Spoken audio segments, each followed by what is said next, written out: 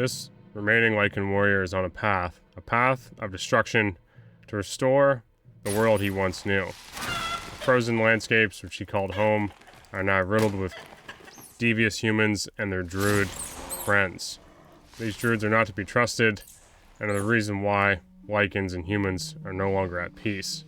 Because there was a time they were united under one banner and fought against orcs and dwarves alike. Now this is not that time, and the Lycan Horn of War will sound again quite soon.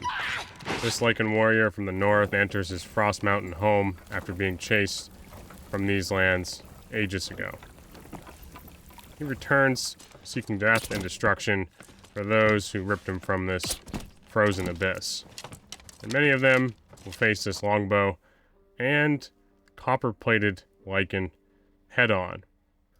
With a bit of copper gear borrowed from a few goblins, this Lycan warrior has decent move speed at 297 and roughly 37-40% PDR. Running taunt and sprint should be enough to close the gap with decently light weapon options. And for this reason, and with the recent changes, this Lycan's actually going to go with a full PDR shredder build using Morningstar and Stiletto. Maximize that armor pen, take out any plated fighters, any clerics, and maybe even allow us to deal some damage to Bear Form Druid. The armor pen we're stacking should help the Lycan warrior with his longbow damage a lot. I think we have about 10% armor rating, which is very minimum. We could stack a bit more using cobalt gear, but the move speed is going to be essential. If we get headshot at any point, Lycan brains will be spilled, and this will be pretty much run over. So, I do take off Sword Mastery when I was using Falchion, and we decided to run Dual Wield instead. Dual Wield with Swift Defense Mastery because it's pretty much necessary if you don't have a helmet to get any sort of reasonable PDR, and then we hope Taunt can bridge that gap into a decent threshold with 297 move speed. So, jumping into Frost Mountain, some may think this is overkill for normals, but that is just the Lycan way. We are in there to exterminate and destroy. And, truthfully, HR was absolutely nuts when I tried it. All I did was fight nightmare mobs and people with absolute insane gear. We do still need to be careful in normals because we take such high headshot damage. Just like this guy, we're going to start by killing. Some people say that white Lycans can't jump, but I was able to get up onto this little pedestal of ice to maybe deal some free damage to this guy. Right off the hop, we do notice some signs of life, signs of human life, or at least warlock life, that we can maybe force into a bad situation. We do find an upgrade for our buckler, which I will throw on once in a while when I'm doing this, instead of a stiletto, just to bump that PDR up depending on what I'm fighting. But heading to the middle room, we want to engage this guy right away, and this is a great room for us at 297 move speed. So we start tagging him with arrows, and he starts doing warlock stuff, which is find a place to hide and reset this fight on repeat. If you cannot pressure a warlock quickly, you will never finish a fight off. It just will never happen. And luckily for them, they have a beautiful little skill called Phantomize, which makes it very difficult for you to pressure them.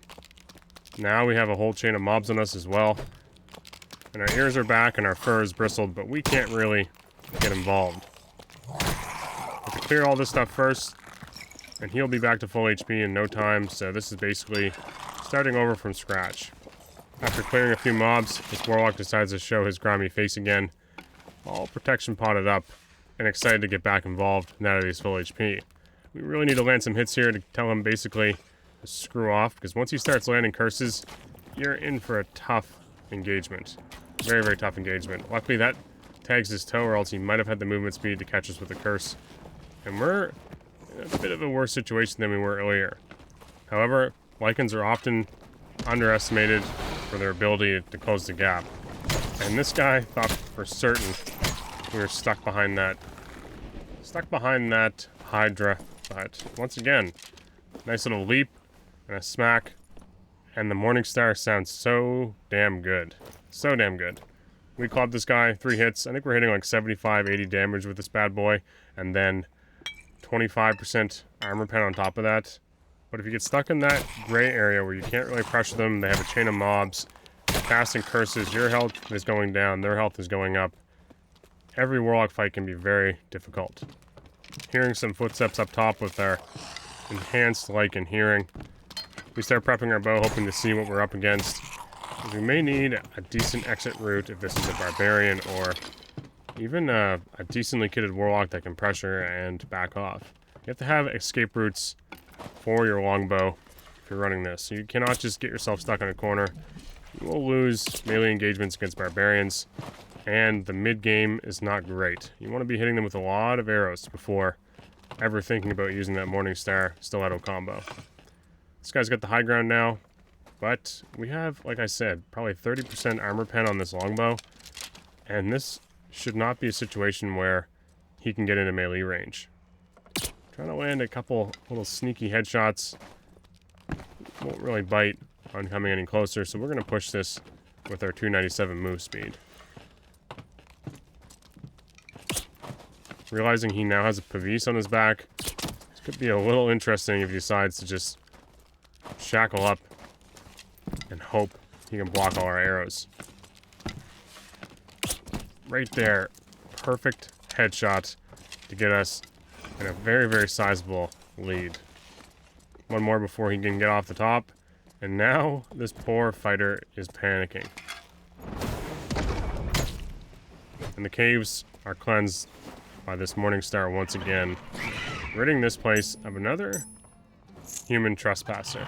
I had some okay greens and blues, whatever. Not really anything exciting. Did have some decent PDR stacked, likely, or at least some. But it is pretty wild when you start doing some damage numbers on how much damage you're doing with 30% armor pen. It's a different game altogether now, and you're about to see in this next game 30% armor pen crossbow headshotting a Lycan repeatedly, and it is a tough one for this warrior. But before this one finishes, we wanted to check on our wolf brothers to see how they were making out, and accidentally we may have angered one encroaching on this wolf's territory.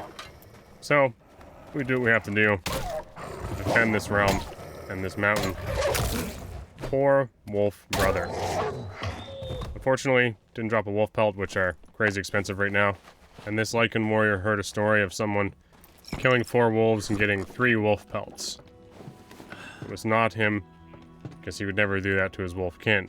But it may have happened to a friend of his. This Lycan has nothing left to fight, not enough time to deal any sort of substantial damage to the human population here. So we'll move on to another one, after escaping in this beautiful, amazing little craft.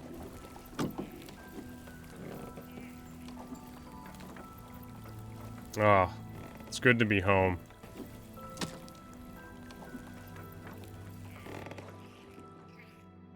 On our next journey through Frost Mountain, this Lycan struggled a bit more. And we had a very, very lengthy, very long engagement versus Dex crossbow fighter with a longsword, who left us in a tough spot. Like I said, this was a few minutes of us fighting back and forth until ultimately my longbow was doing enough to him. We got him cornered in this, and we just were going back and forth. Lycan v human, blood versus blood. We did everything we could to corner this guy, hit our longbow shots, and try not to take crossbow bolts to the face. Like I said, it is incredibly hard to know how much PDR a player is stacking, and you don't want to overcommit too early. But this could have been a great opportunity lost. So we go again.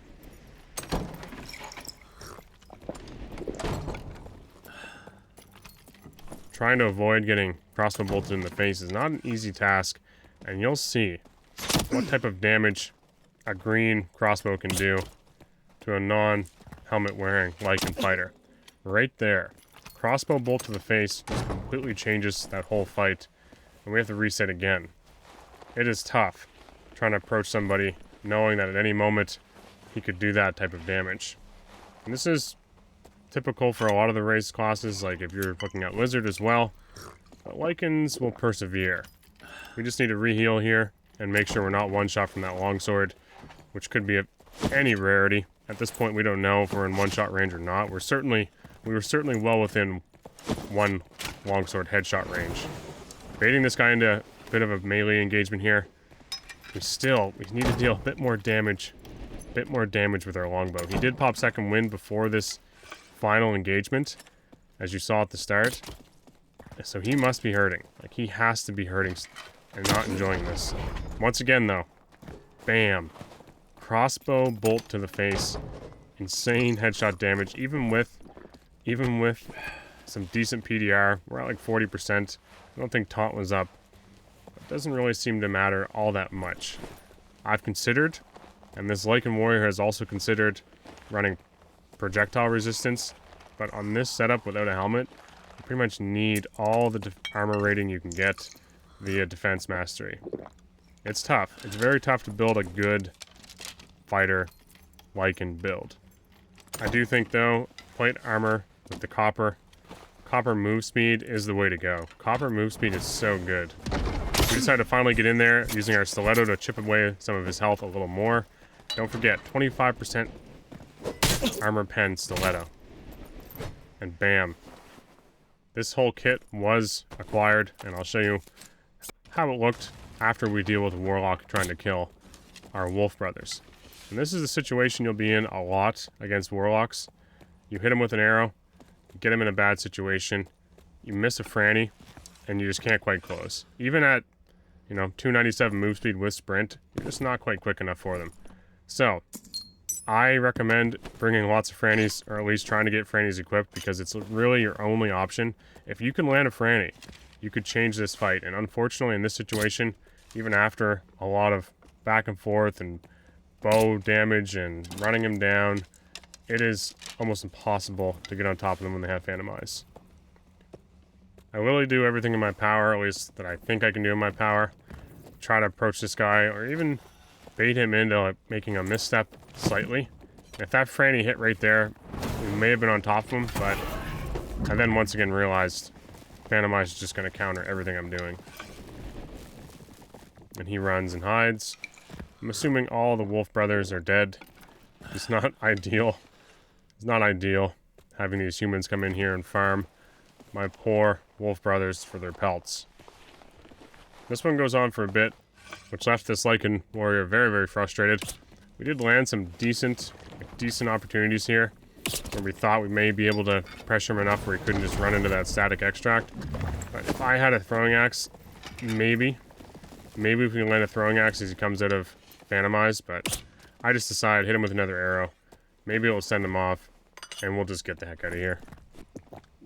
I won't fault his bravery, though. He does come back. We arm another franny, and once again, if you don't hit that franny, you're pretty much toast. I think he believes he's doing a lot more damage to us than he is, because it's barely ticking away. And once again, yeah, it's time to get out of here.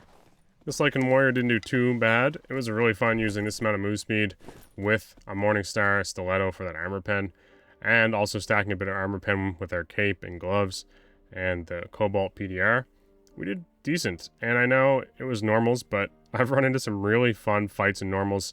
This is the kit we acquired. Not bad. He was using green weapons as well. Still very, very dangerous setup after getting a crossbow. And this is the HR game I tried. This guy was like absolutely juiced. You guys couldn't see it all, but it was insane how much he had on him. He's just been farming HR Ice Mountain or Frost Mountain on repeat.